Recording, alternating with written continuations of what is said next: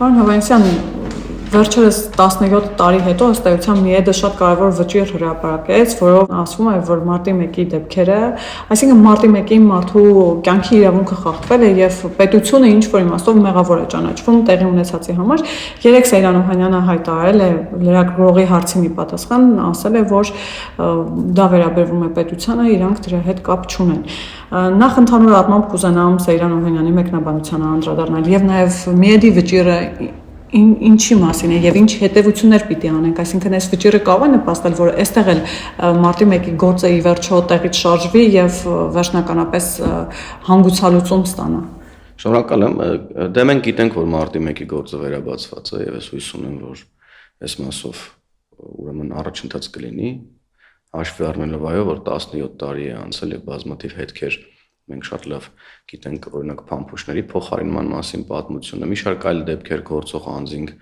թաքնվել են, դեպքեր են խեղաթյուրվել, թաքցվել են,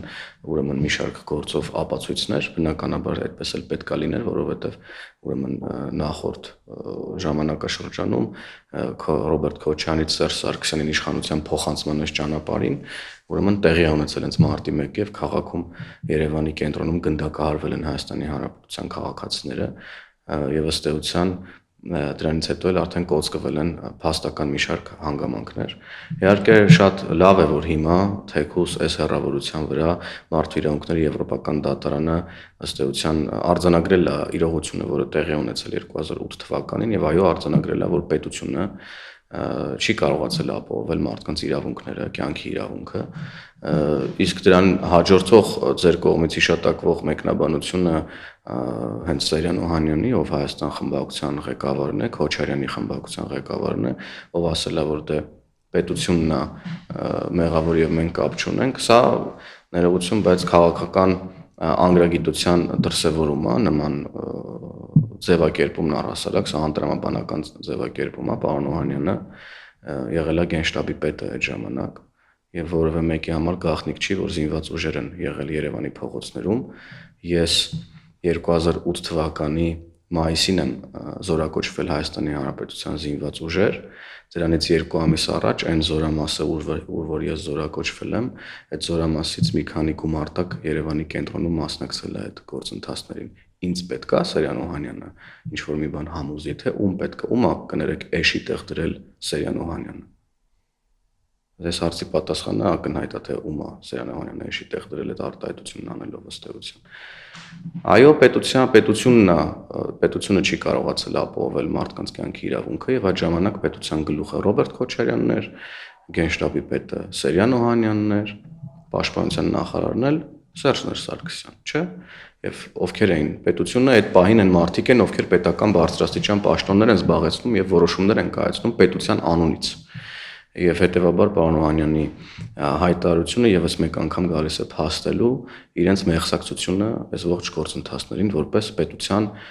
բարձրաստիճան պաշտոններ զբաղեցրած անձ։ Սա միակ հայտարարությունը չի, պարոն Հովհաննիսյան, կհիշեք մեկ ամիս առաջ էլ Ռոբերտ Քոչարյանն էր գրեթե նույնանման հայտարարություն արել, թե չի հասկանում ինչի համար են իրեն դատապարտում, ինչու են իրեն դատարան կանչում,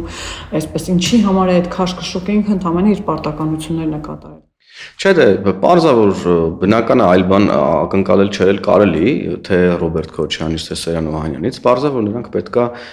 հենց նման ուրեմն արտահայտություններով փորձեն ուրեմն շրջանցել մեղադրանքները եւ իրողությունները, բայց ես հույս ունեմ, որ Հայաստանի Հանրապետության իրավապահ համակարգը, դատական համակարգը ուրեմն մինչև վերջ կգնա եւ մենք կունենանք բացահայտումներ վերջապես։ Մի շարք գործերի հետ կապված, որոնք վերաբացվել են, նաև մենք պետք է արձանագրենք, որ բազմաթիվ գործեր, որոնք 10-20 տարի ընդհանուր մինչև վաղեմություն ունեն, այդ թվում Պողոս Պողոսյանի սպանության գործը վերաբացվել է եւ ես հույս ունեմ, որ մենք արդյունքներ կտեսնենք եւ մեր հանրությունն այդ արդյունքներին շատ երկար չի սպասի։ Պարոն Հովհաննիսյան, տեսեք, դա իրավական համակարգերից մեկն է, որից դժգոհությունը, այսպես ասեմ, ամենամեծն է, թե հանրության մոտ, թե ընդդիմությունը պարբերաբար նաև դժգոհում է, որ իրենց այդ դատաիրավական համակարգը կամ իրավական համակարգը ուղիղ ենթարկվում է գործող իշխանությանը եւ իրենք ճնշված են, բռնաճնշումներ կան, նման հայտարարություններ էր արել նաև Գյումրու համայնքապետը, որը միաժամանակ հայտարարում է, որ ընդդիմադիր համայնքապետերը կամ ունեզրկվում են կամ ձերբակալվում են, հիմա նաև գնդակահարվում են,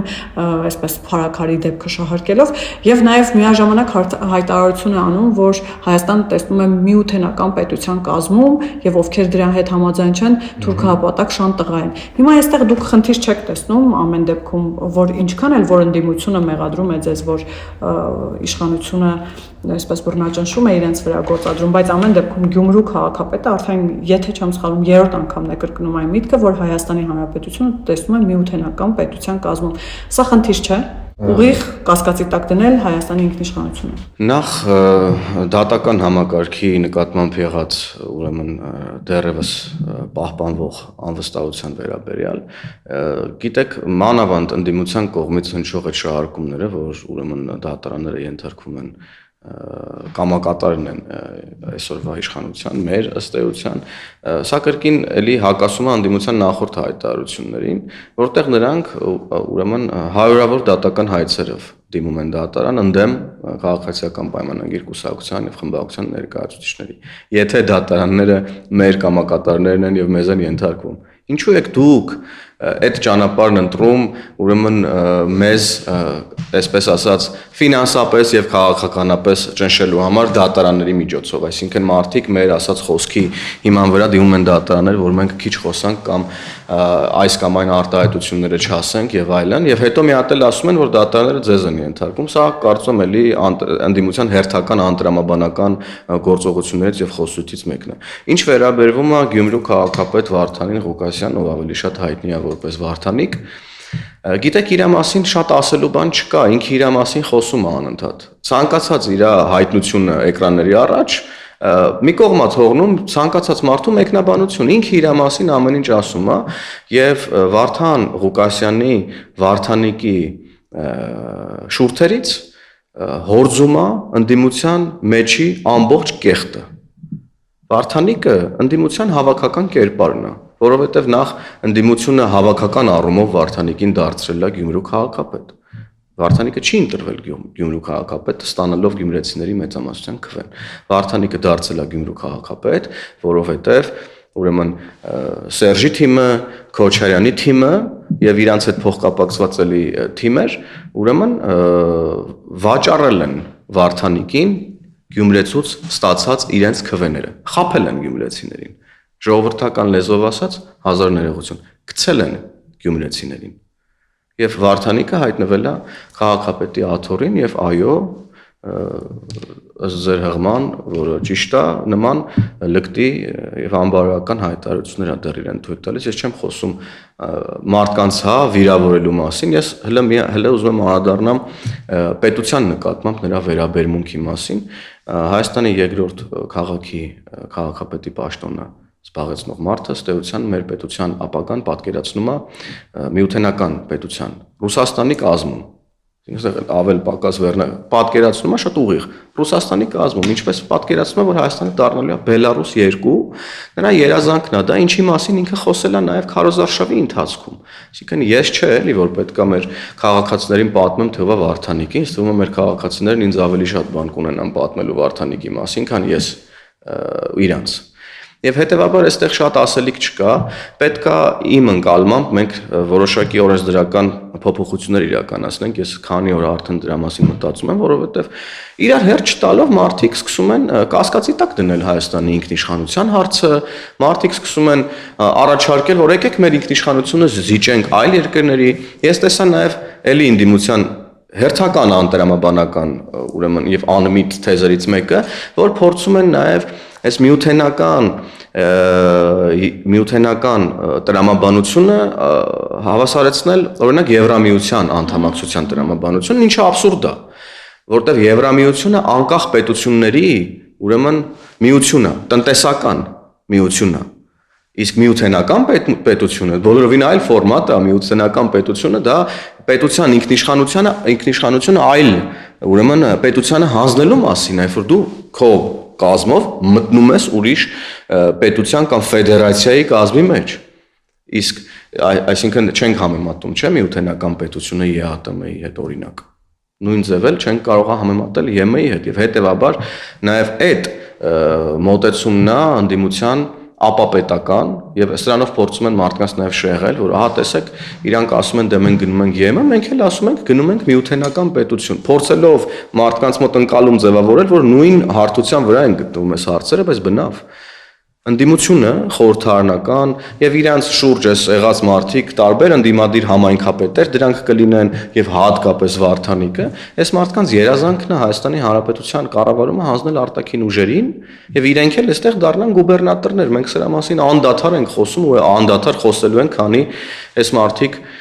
գոյություն ունեն հայկական քաղաքական դաշտում Եվ ես հույս ունեմ, որ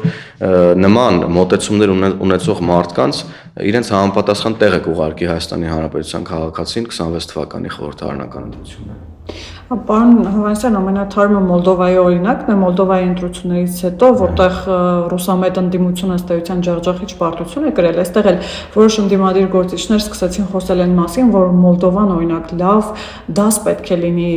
Հայաստանի ներքաղաքական այդ ընդդիմադիր շրջանակների համար, որ համախմբվեն, որպեսզի 2026 թվականին նույն պատկերը չունենանք Հայաստանում, այսինքն իշխանությունը չվերընտրվի։ Այդ իմաստով մտավախություններ չկա եւ նաեւ կուզենամ impeachment-ի գործընթացին անդրադառնանք, որ այսպես տևական ժամանակ է փորձում են նախաձեռնել, բայց ամեն դեպքում դեռ ազգային ժողովի նիստերել չեն կարողանում մտցնել հարցը եւ ամեն դեպքում միաժամանակ պնդում են, որ քաղաքացիական պայմանագրում մի շարք падգամավորներ կան, ովքեր պատրաստ են եւ սիրով աջակցելու են, միանալու են։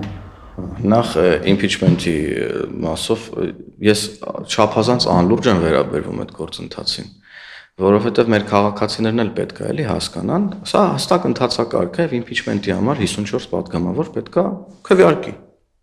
Հələ չեմ ասում ստորագրությունները, պետք է քվեարկի։ Քաղաքացիական պայմանագրից 0 падգամավոր կա, որ ընդհանրապես լուրջ է վերաբերվում այս process-ին։ Եվ ես որքան որ նկատում եմ Սերժի եւ Քոչյանի թիմերն են հիմա չնայած Լևոն Տեր-Պետրոսյանի թիմն էլ է միացել այս process-ին եւ իրար հետ են ինչ որ ստորագրությունների կռիվ են անում, առաջնորդության կռիվ են անում, ինչ որ ցուցակների կռիվ են անում, չգիտեմ ինչի։ Սա հերթական իմիտացիան է, հերթական կեղծորակարգն է, այս երեք էլ առիթ ունեցա ասելու, որ ընդդիմությունը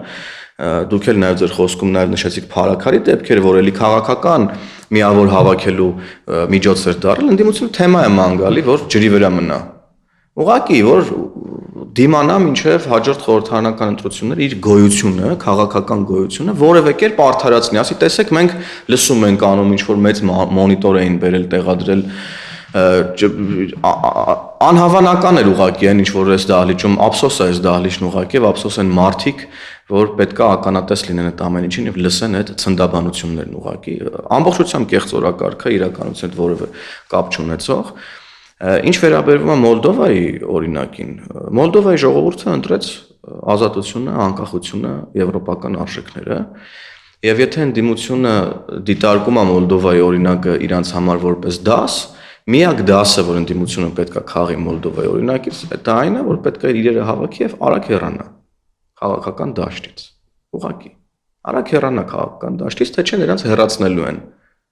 քաղաքական դաշտից հաջորդ ընտրություններին։ Այսա միակ դասը, որ պետք է ընդդիմությունը քաղի Մոլդովայի օրինակից։ Իսկ մնացած գործընթացները, որոնք ընդդիմադիրները փորձում են գեներացնել, թե իբր մենք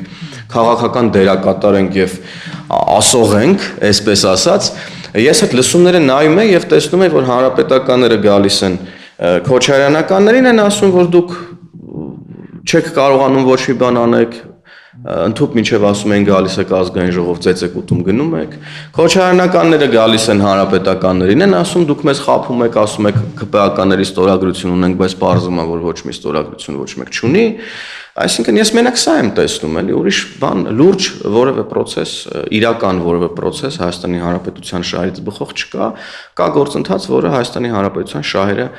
նսեմացնելու մասին է, Հայաստանի Հանրապետության ժողովրդի իշխանությունը գողանալու մասին է։ Եվ պարոն Հովհաննիսյան, քանի որ խոսացիք միջև ընտրությունները, ճամպրուկները հավաքել գնալու մասին,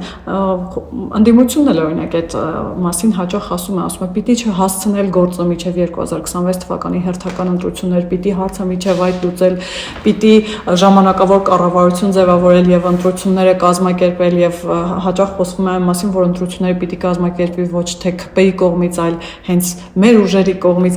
Ինչու է հիմա ընդդիմությունը այդքան վախեցած 2026 թվականին։ Այս խոսույթը նոր չի, այսինքն մի քանի փուլեր փորձեցին, հա, գեներացնել, բերեցին տարբեր վարչապետի տեխնացուներ, մեկը մեկից անհաջող։ Հենց այդ նպատակով, որովհետև նրանք շատ լավ գիտեն, որ սահմանադրական եղանակով ավելի կոնկրետ ժողովրդի քվեով նրանք շանս չունեն Հայաստանի Հանրապետությունում։ Եվ ապավինել, որ ժողովուրդը գալու է եւ 26 թվականին նորից ընտրի այսօրվա ընդդիմությանը, ես չեմ կարծում որ խելամիտ է ընդդիմության կողմից, դրա համար նրանք այլ ճանապարհներ են ման գալիս։ Դրա համար է այս բային Վազգեն Գալստանյանը քրեական գործով անցնում ահաբեկչություն կազմակերպելու համար, փորձի համար։ Սա ըստ էության խոսում է այն մասին, որ մարդիկ այլ ճանապարհ էին փորձում գտնել։ Եվ հենց սրա մասին է խոսում, այլ ճանապարհ էին փորձում գտնել տարբեր անուններ կրող այդ շարժումների ժամանակ, հա, հայրենիքի փրկության շարժում, որտեղ ձեր հենց ասածն էին ասում, որ ժամանակավոր կառավարություն եկեք ձևավորենք եւ մենք կազմակերպենք ընտրությունները։ Դրանք ասում էին մարդիկ, ովքեր Հայաստանի բոլոր ընտրությունները կեղծել են։ Բոլոր ընտրությունները կեղծած մարդիկ եկել էին ասում են, եկեք մենք կազմակերպենք ընտրությունները։ Սա խոսում է մի բանի մասին, որ ընդդիմությունը շատ լավ հասկանում է, որ ուրեմն քաղաքական առումով անելիք չունի եւ ժողովրդի շրջանում էլ վարկանիշ չունի որպես ընդդիմություն։ Եվ ներողություն եւ հատկապես պետք է էլի շեշտադրեմ, որ ընդդիմությունը հատկապես ոչնչացել է իր բոլոր թեզերով օգոստոսի 8-ին կնքված փաստաթղթերից հետո, որի հետ հաստ չէ եւ որը մինչեւ հիմա փորձում են ներկայացնել որպես կապիտուլյացիա։ Դե որը այո փորձում են ներկայացնել որպես վատ փաստաթղթեր, կապիտուլյացիա եւ այլն եւ դրա վերաբերյալ բազմաթիվ կեղծ թեզեր տարածեցին, բայց ամեն կեղծիքից հետո հրապարակվեց փաստաթուղթը, պարզվեց, որ բոլորը ստում են եւ մենք կրկին գործ ունենք մի ընդդիմության հետ, որը շարունակում է 5 տարի շարունակ նույն թեզերը կրկնել։